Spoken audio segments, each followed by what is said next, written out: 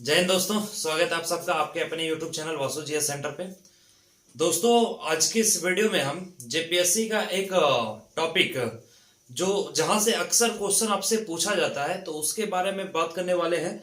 और दोस्तों, आज की इस वीडियो में हम जो टॉपिक पढ़ाने जा रहे हैं, उम्मीद करते हैं कि इसके बाद किसी भी एग्जाम में, चाहे वो जेपीएससी का एग्जाम हो या जेएसएससी का कोई भी एग्जाम हो, अगर इस टॉपिक से प्रश्न पूछे जाएंगे दोस्तों, तो आपका वो प्रश्न गलत नहीं होगा, नहीं छूटेगा।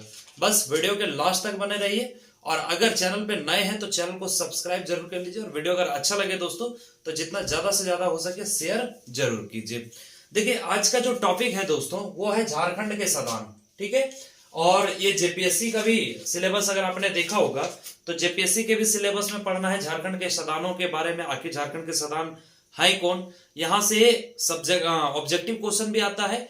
और दोस्तों, जब आप मेंस में जाएंगे तो मेंस के लिए भी आपको एक अलग क्लास करा देंगे, क्योंकि यहां से मेंस के लिए भी सवाल जो है वो बनते हैं। ठीक है, तो मेंस के लिए हम लोग फर्दर आगे देखेंगे, लेकिन अभी फिलहाल पीटी की तैयारी में जहां पे आपको ऑब्जेक्टिव प्रश्न पूछा जाएगा, 4 ऑप्शंस रहेंगे और उसको आपको सबसे पहले क्वालिफाई करना है, उसके बाद ही आप मेंस के लिए भेजे जाएंगे। ठीक है, तो आज का यह जो टॉपिक है झारखंड के सदान, इसको हम आज कंप्लीट आप लोगों को समझा देने वाले हैं। इसके बाद दोस्तों जो वीडियो आएगा झारखंड के सदान के ऊपर, वो ऑब्जेक्टिव, जिसमें हम क्वेश्चंस आप लोग का प्रैक्टिस करवाएंगे। और फिर मेंस के बारे में, जब हम लोग मेंस का जब क्लास शुरू होगा उसके बाद हम लोग मेंस के क्वेश्चन के बारे में डिस्कस करेंगे। ठीक है, तो इस वीडियो के बाद आपका इसका ऑब्जेक्टिव वाला वीडियो भी आ जाएगा। आप उस सेट को ना छोड़ें, कोशिश करें कि जो भी टॉपिक आप पढ़ते हैं उसका जो ऑब्जेक्टिव हम कराते हैं उस ऑब्जेक्टिव को करने का प्रयास जरूर करें। ठीक है, तो चलिए समझते हैं आज का जो टॉपिक है झारखंड के सदानों के बारे में। आखिर झारखंड के सदान है कौन। ठीक है, सबसे पहला प्रश्न तो यही उठता है, झारखंड के सदान हम लोग कहते किसको है, आखिर किसे कहेंगे, झारखंड के सदान कौन है। तो दोस्तों, सदान मुख्यतः राज्य के जो मूलवासी हैं और वो गैर जनजाति लोग हैं। ठीक है, देखिए यहां पे हमने लिखा भी है कि झारखंड सदान मुख्यतः राज्य के मूल व गैर जनजाति लोग हैं। ठीक है, और इसमें बहुत सारे एग्जाम्पल्स आपके आ जाएंगे। ठीक है, तो वैसे लोगों को हम लोग क्या कहते हैं, सदान कहते हैं। हालांकि सदान के पहचान को अगर देखा जाए, उनके शारीरिक पहचान या फिर उनके पहनावा के बारे में अगर हम बात करें दोस्तों, तो इससे अलग अलग तरह के क्वेश्चन आपसे पूछे जा सकते हैं। हालांकि यहाँ पे हर एक बिंदु को हम अच्छे से क्लियर कर देते हैं आप लोगों को। सबसे पहले दोस्तों, उनका पहचान के बारे में अगर हम बता दें तो उनका रंग है ना, जो कलर होता है ना, वो गोरा भी हो सकते हैं, काला भी होते हैं और सांवला भी होते हैं। ठीक है, मतलब तीनों अलग अलग कलर में आपको सदान देखने को मिलेंगे। ठीक है, इसके अलावा एक चीज और आप लोगों को बता दें कि सदान जो है वो चारों धर्म में आपको मिल जाएंगे। ठीक है, हिंदू, मुस्लिम, सिख, ईसाई, ये सब जो है वो सारे धर्म में आपको सदान मिल जाएंगे। ऊंचाई किन्हीं किन्हीं का कम रहता है, किन्हीं किन्हीं का मीडियम रहता है, या फिर किन्हीं का बहुत ज्यादा रहता है। तो नाटा भी होते हैं, मध्यम कद के भी होते हैं और लंबे कद के भी होते हैं। वही अगर देखा जाए कि आदिवासी और सदान में क्या अंतर है। ठीक है, तो दोस्तों एक बेसिक अंतर है ना, कि हम आप लोगों को समझा देते हैं कि आदिवासी से बिल्कुल हट करके होते हैं सदान। ठीक है, आदिवासी जो है वो मतलब हमेशा के लिए एक समय पर नहीं रुकते हैं, जबकि सदान जो है वो एक ही टाइम पे अपना पूरा जिंदगी निकाल देते हैं, है ना। बहुत रेयर केस में वो अपने जगह को बदलते हैं, वो अलग चीज है, लेकिन ये आदिवासियों से बिल्कुल भिन्न है। ठीक है, तो ये आदिवासी से क्या है, बिल्कुल भिन्न है।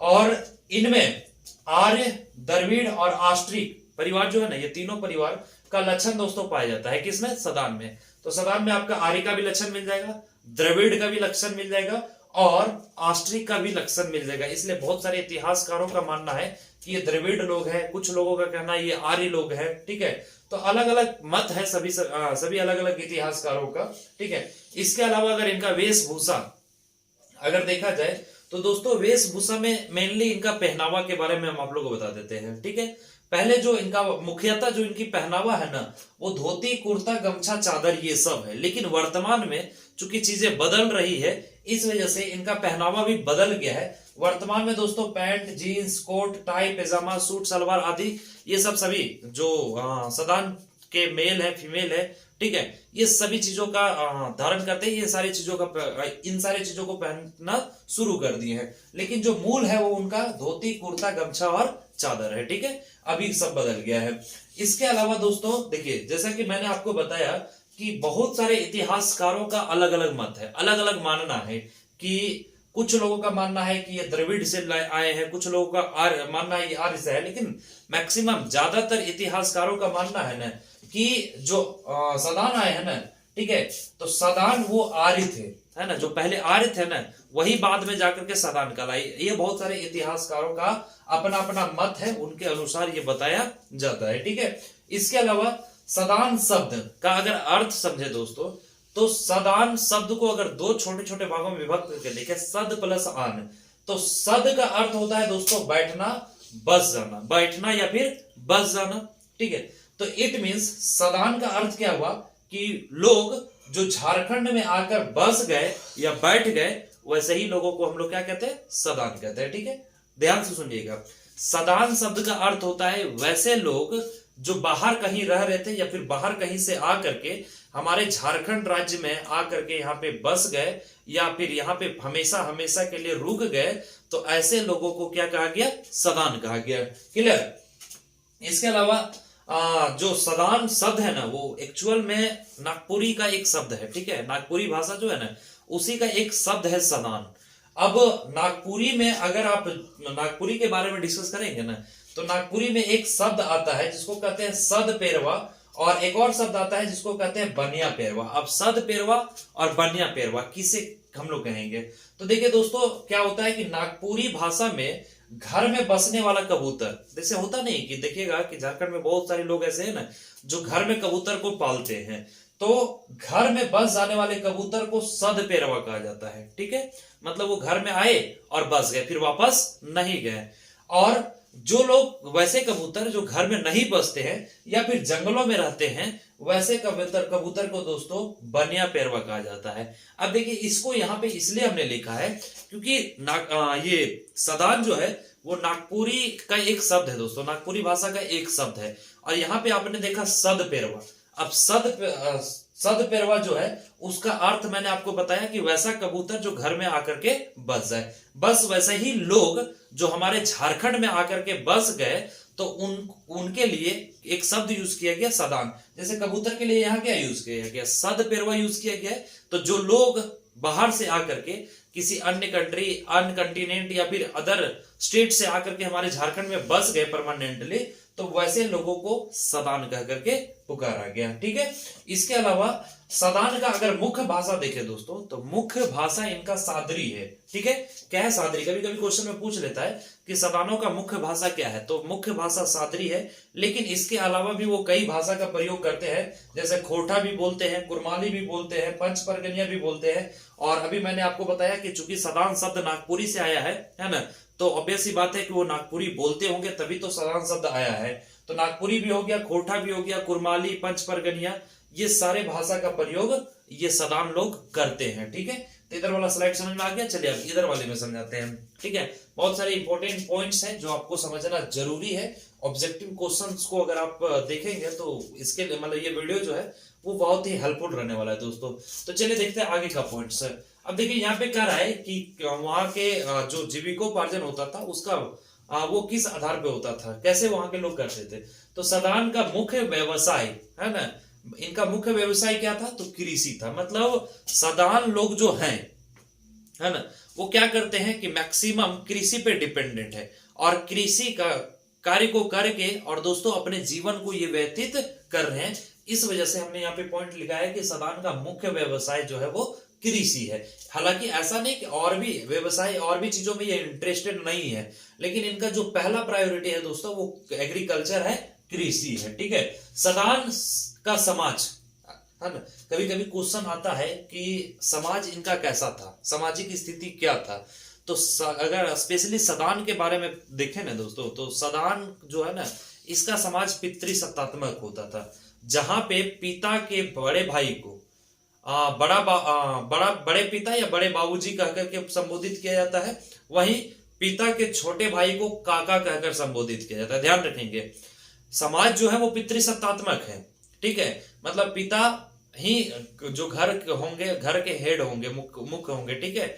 लेकिन दोस्तों इसके अलावा भी आपको कुछ पॉइंट्स पढ़ने को मिलेंगे, जब इनके बारे में डिटेल्स में कहानी के तौर पे आप पढ़ेंगे ना, तो वहां पे आपको पढ़ने को मिलेगा कि सदान परिवार में लोग क्या कहते हैं कि अपने पापा के बड़े भाई है ना, पापा के बड़े भाई को बड़के पापा, या फिर वैसे जनरली अभी सभी लोग बोलते हैं, है ना, तो या बड़का पिता या फिर बड़के पापा कह करके बुलाते हैं। और वहीं अगर छोटा भाई है तो दोस्तों उसे काका कह करके बुलाते हैं। ये मेनली किस में होता है, तो सदानों में होता है, ठीक है। इसके अलावा अगर इनका मुख्य भोजन देखें, चूंकि कृषि तो ये करते थे, है ना, खेती बाड़ी तो ये करते थे।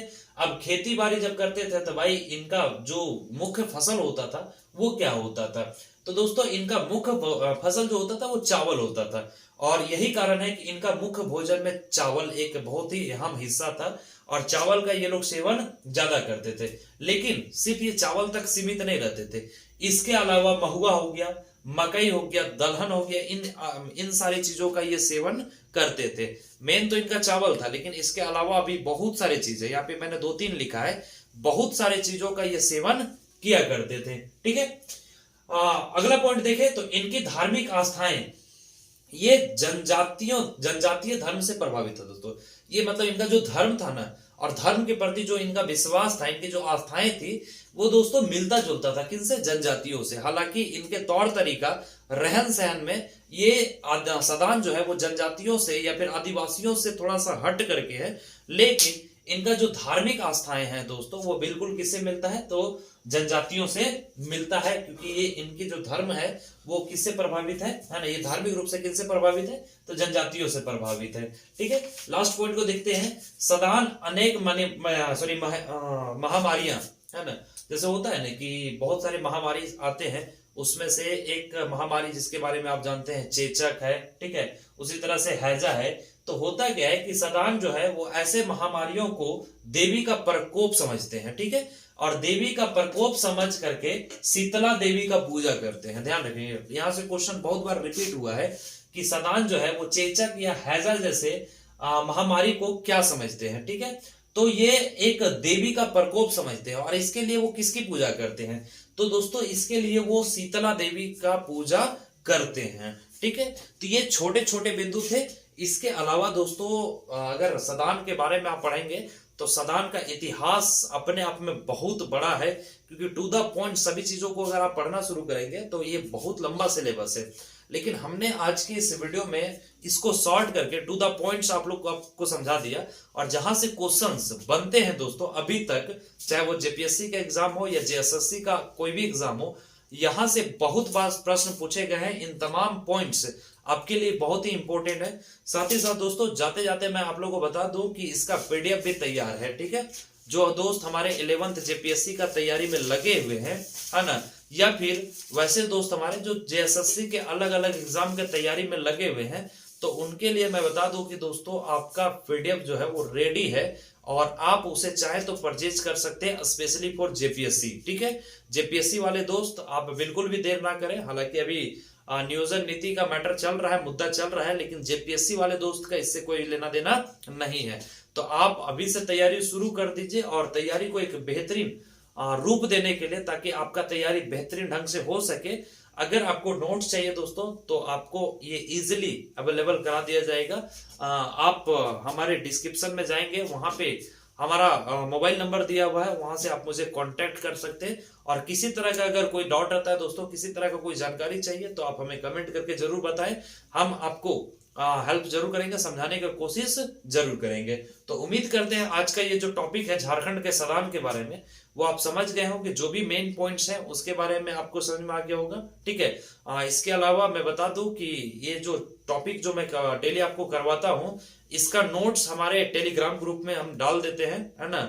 अलग अलग छोटा छोटा टॉपिक जो है वो जो हम पढ़ाते जाते हैं उसका हम नोट्स डाल देते हैं दोस्तों। तो अगर आपने अभी तक हमारे टेलीग्राम ग्रुप को ज्वाइन नहीं किया है तो टेलीग्राम ग्रुप को ज्वाइन जरूर करें, और वीडियो को जितना ज्यादा से ज्यादा हो सके दोस्तों शेयर जरूर करें। तो मिलेंगे इसी तरह के नए टॉपिक के साथ, तब तक के लिए जय हिंद दोस्तों।